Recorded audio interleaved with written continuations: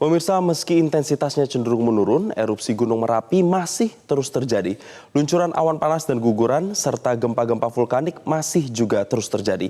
Amankah bagi aktivitas warga sejauh ini? Melalui sambungan virtual kita tersambung dengan Kepala Pelaksana BPBD Kabupaten Sleman, Makwan. Selamat siang, Pak Makwan.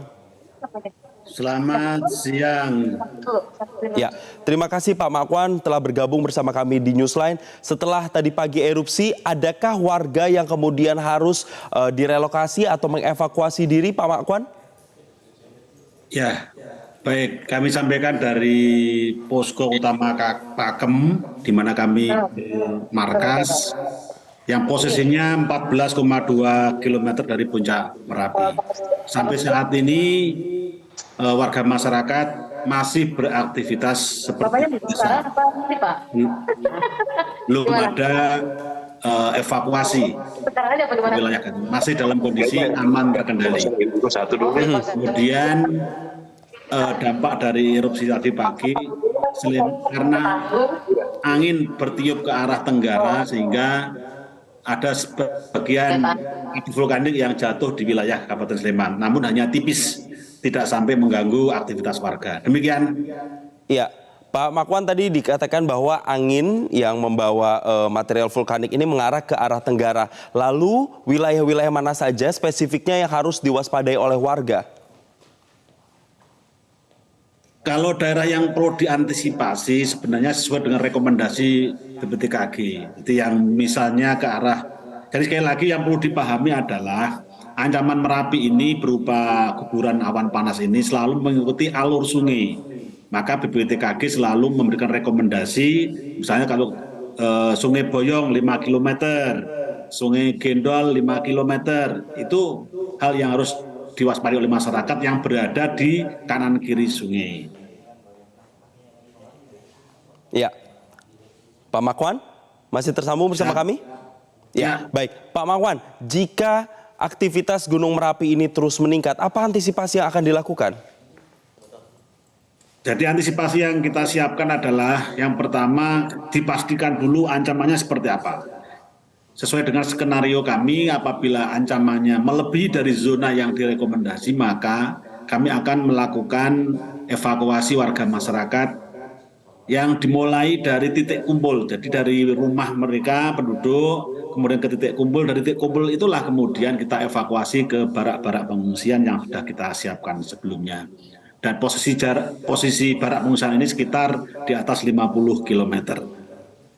Dari di atas 10 km dari puncak Merapi. Nah, ini sudah Pak Makwan mengatakan aman. tadi ya ada titik-titik atau posko-posko pengungsian yang sudah disiapkan. Ini di mana saja Pak, dan totalnya ada berapa dan menampung berapa banyak orang Pak? Jadi kami sudah siapkan 32 titik pengungsian. Jadi kalau di Merapi, di Sleman itu lebih kenal dengan namanya barak pengungsian. Jadi ada 32 titik yang itu di 3 kecamatan, 7 kalurahan. Baik, Pak Mawan, untuk kesadaran warga sendiri, mengingat erupsi ini bukan yang pertama kali terjadi, tapi juga pernah terjadi riwayat-riwayat sebelumnya. Apakah warga ini sudah teredukasi dengan baik terkait dengan mitigasi bencana di sana, Pak?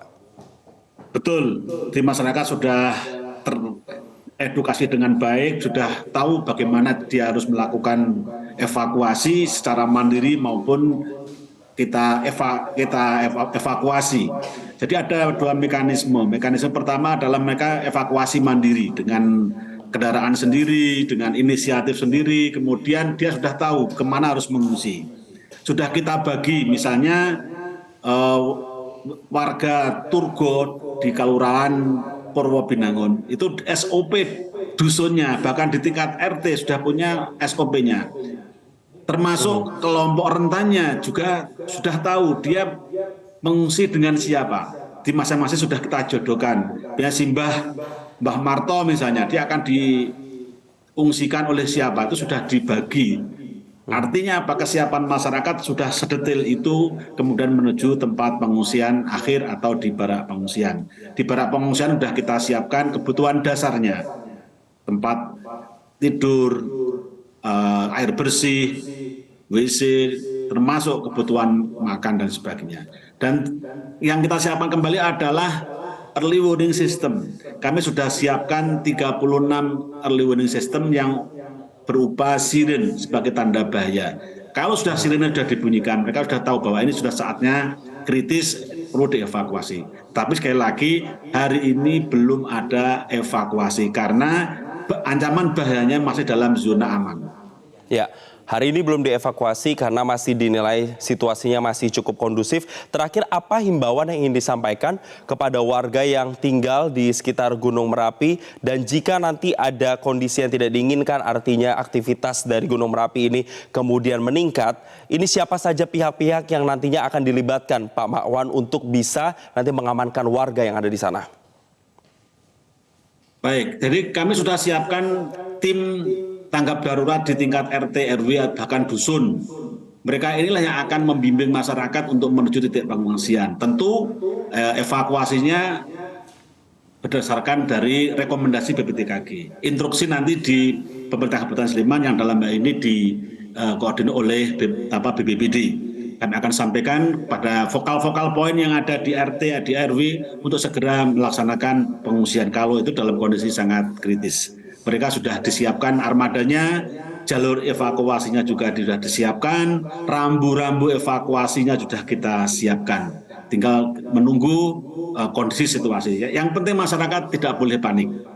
Mereka harus siap dengan tas siaga. Jadi warga sudah kita latih ketika sudah ada tanda bahaya, mereka mengambil tas siaganya. Di dalam tas siaga ini sudah ada surat-surat penting, ada ijazah, ada surat-surat tanah dan sebagainya. Sudah masuk semua termasuk kebutuhan 1x24 jam nanti di barak pengungsian. Mereka sudah siap berangkat menuju titik kumpul, kemudian naik kendaraan evakuasi, berangkat bersama-sama menuju barak pengungsian. Itu yang sudah kita siapkan.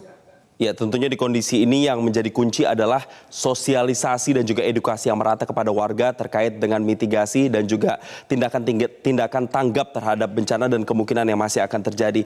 Terima kasih Pak Makwan telah bergabung dan juga memberikan konfirmasinya bersama kami di Newsline siang hari ini dan selamat kembali melanjutkan aktivitas.